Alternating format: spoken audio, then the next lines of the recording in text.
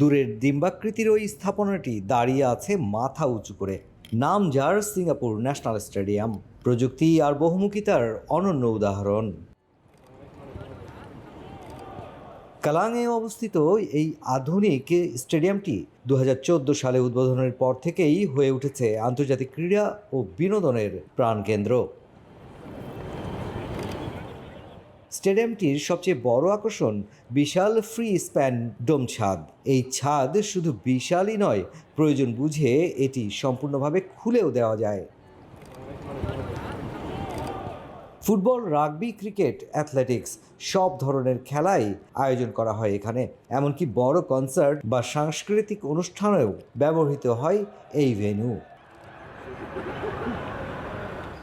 স্টেডিয়ামের আরও একটি বিশেষত্ব হলো এর চলনশীল সিটিং চেয়ার সিস্টেম। খুব অল্প সময়ে এটি বিভিন্ন খেলার উপযোগী করে সাজানো যায়, যা আধুনিক স্টেডিয়ামের প্রযুক্তির এক অনন্য উদাহরণ।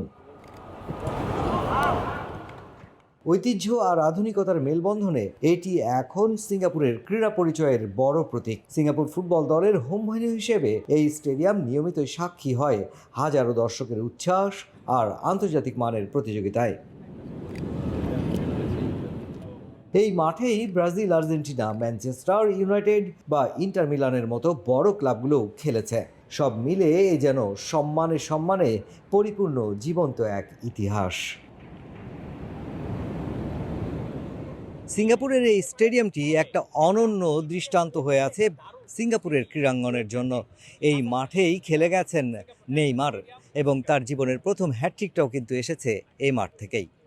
এই স্টেডিয়ামটি সত্যি একটা অসাধারণ এক নৈপুণ্য প্রদর্শন করে দেশের ক্রীড়া স্থাপত্যে। মুশফিকুর রহমান, সিঙ্গাপুর জাতীয় স্টেডিয়াম, সিঙ্গাপুর।